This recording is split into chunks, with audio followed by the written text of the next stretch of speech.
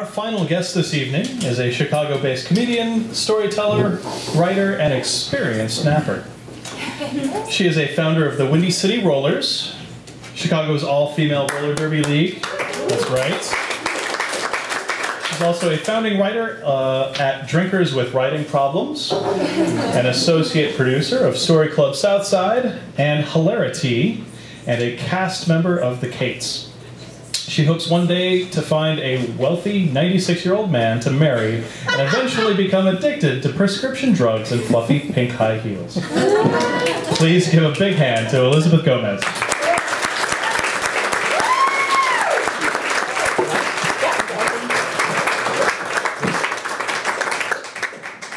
To come full circle, I realized that I have a whisker on my chin and I don't have tweezers. What? Terrible, terrible. So I'm going to do a few pieces for you guys because I have ADD and I'm very indecisive. So let's start with something light. It's a poem about death. Waiting for someone to die is a peculiar thing. There's a hollowing out of your body as the weight of your tears flatten you down. Then minutes later, not enough minutes later, you notice a chip on the corner of your end table, wondering when it had appeared. Waiting for someone to die is amplified with your children by your side. Their watery eyes dart around, swallowing back the truth. Your mother instincts kick in, and you want them to get up and out. Instead, you lay around them in your sadness. You count the days that you should have called, the fights you should have never had, the birthdays you've missed. You listen to the trumpets of angels, a thunderous march of feet to gather your beloved. Instead, you're met by shallow breaths. There's a tear in the tablecloth. You ask God to offer mercy, and then you remember his reputation was built on being merciless. So you do. You wait. Thank you.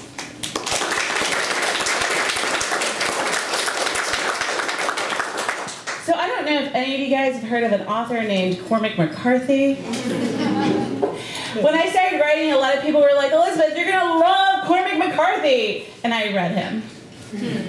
And I'm going to just tell you the next piece is based on how I hear him when I read him. So if you don't mind, the story is called Cormac McCarthy Eats a Sandwich.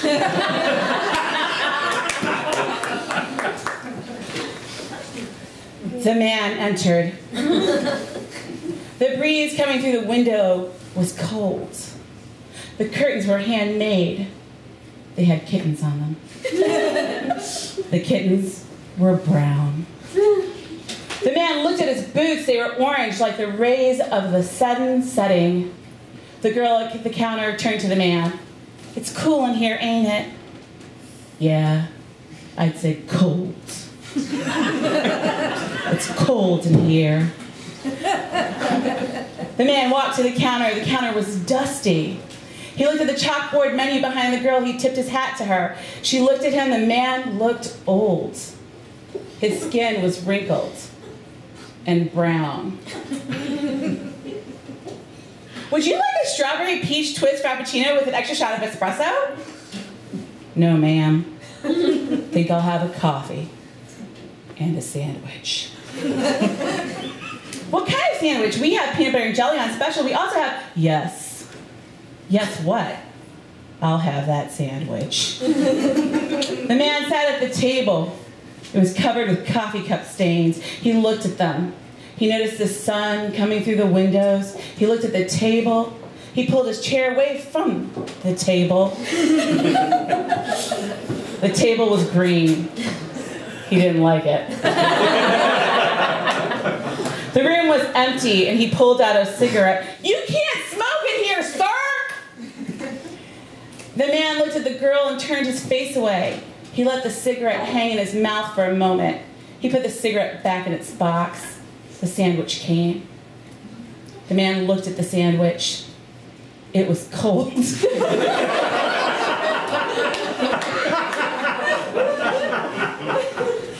And it was brown. He smiled. He turned the sandwich around in his weathered fingers. The dark brown crust reminded him of her. She was still at the ranch. He wondered for how much longer. He took off his hat and put it on the table. The sunlit dust settled on it. He took a bite of a sandwich. He chewed. This is so stupid. It was sweet. He continued to chew, and he chewed again. He put the sandwich back down. He wiped his mouth with a napkin. It was white with a yellow gingham pattern. The hair on the man's neck stood tall. He was frightened. He picked up the sandwich. He finished the sandwich. He looked at the coffee. It was cold. Black, no sugar, no cream. His heart sank for a moment. He remembered his mother. He remembered her funeral. The black coffin decorated in flowers. He took a deep breath, and he didn't finish the coffee. When he was done, he stood up. He threw his napkin on the plate. He put his hat on, turned to the girl at the counter, nodded. Good sandwich. The man walked out. The sun almost set. He turned his chin to the sky. He scanned the sidewalk for pedestrians. The light framed his body as if he was a dark shadow in the doorway. He was.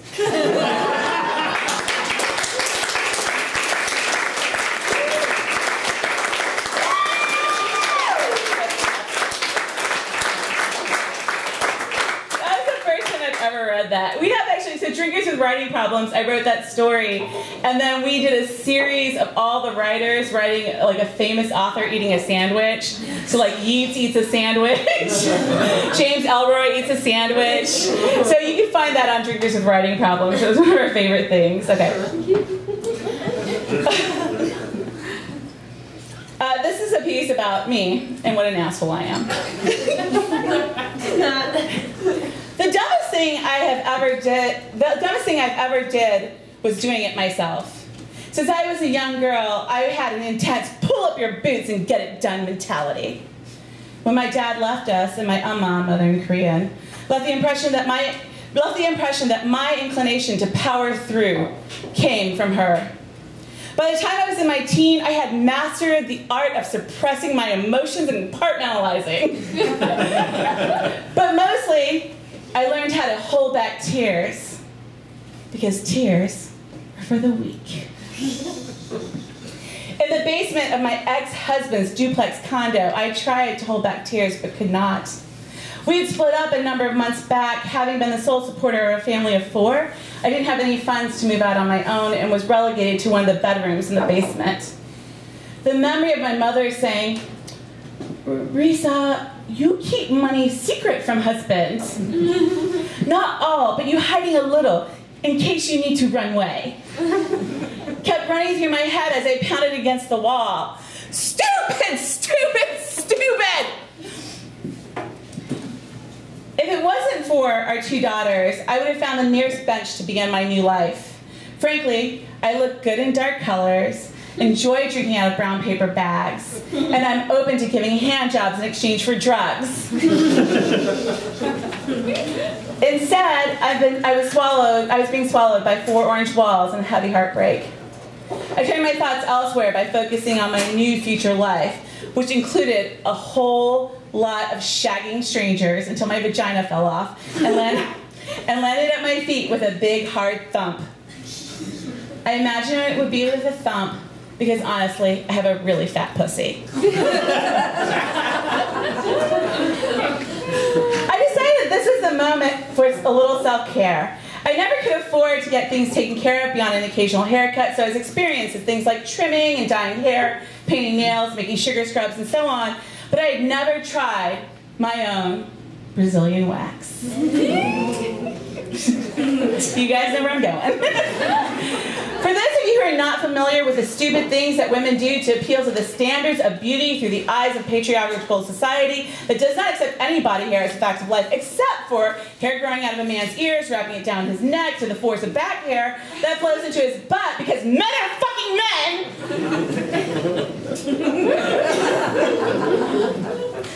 A Brazilian wax is the removal of all the body hair in a woman's underregions. All the hair off all the parts. I pulled the green and white box of Nads waxing gel out of a bag from Walgreens, which should have been my first clue. If your first stop to hairless mods is going to Walgreens, you are making a bad decision. I unscrewed the cap of the white circular container and waited for it to heat up in the microwave. I double-checked that my ex-husband wasn't in the house and that my girls were still at school. I felt safe, and I quickly dashed into my cave. 2 caves. After locking the door behind me, I applied the green goo on top of my vaginal area. My confidence was building with every smother of wax across my body, waiting until it cooled. I took a deep breath. I sucked in my stomach, and I tore the first layer of hair off, screaming, "Holy fucking Mother of Christ!" Yet I carried on, with less yelling and no tears. After completing the area, it was time for the cracks. You can laugh. I hate to be so graphic, but it's important to tell you that a Brazilian wax does not only include removing the hair on top of your vagina, but also inside the layers. I stood in mountain pose and slowly doubled.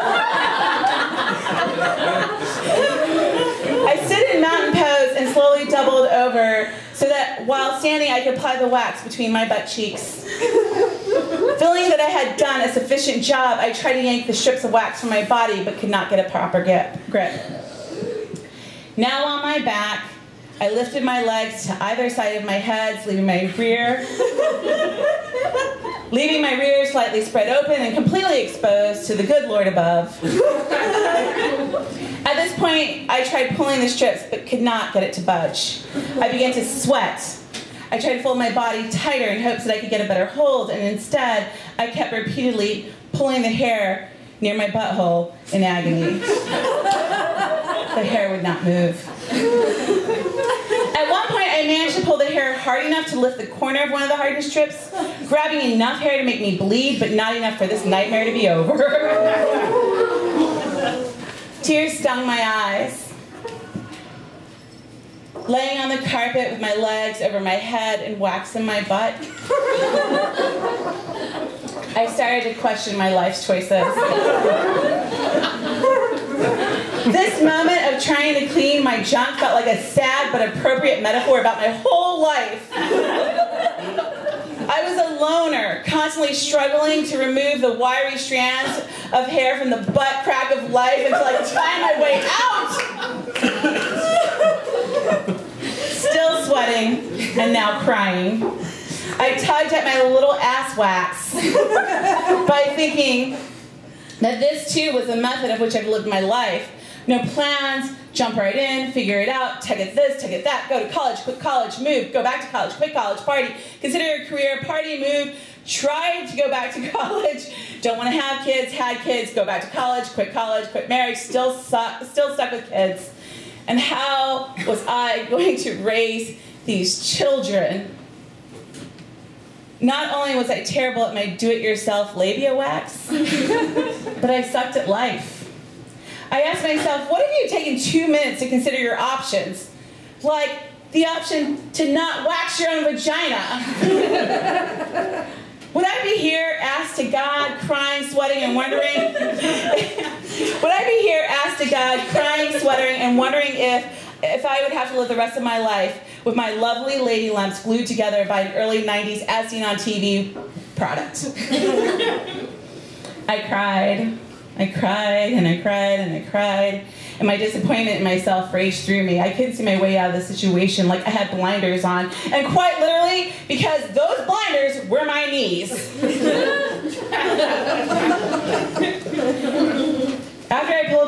together, I took a deep breath and slowly worked those strips of gel, peeling off the layers of hair, skin, and blood until I was done. And during that time, my mind wandered off to my kids. I know that sounds weird, but I couldn't help but feel sorry for them. Was this the type of mother that they're going to have? A woman who was impulsive enough to give herself a vaginal wax in the basement of her ex-husband's house? A woman who still lived in the basement of her ex-husband's house! A woman that didn't know that she was in over her head and unable to see the simple solutions, like, why didn't I just go to the bathroom and take a hot shower?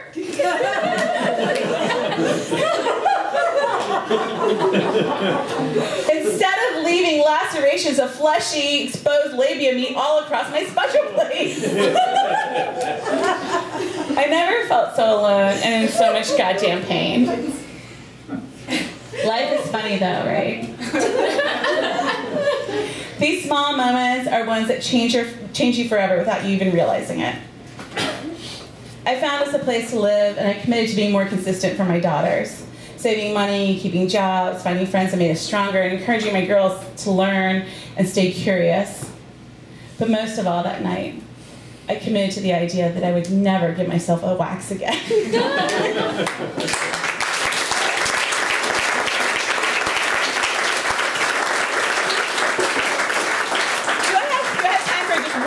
Tribute. It's all of 30 seconds. You got it. Do you guys remember? Okay, how many of us love Prince? Yeah, all right. Do you guys remember the song Computer Blue? Yes. Yeah, because Lisa, yes, Wendy, da-da-da-da-da, you get it, right? Okay. So this is a very short one-piece poem that's about that. So this is called Prince Disappointed in Mustard Selection at Local Bra House. I'm going to do my best to sing it. I'm not going to be really good at it, though. Okay? Waiter.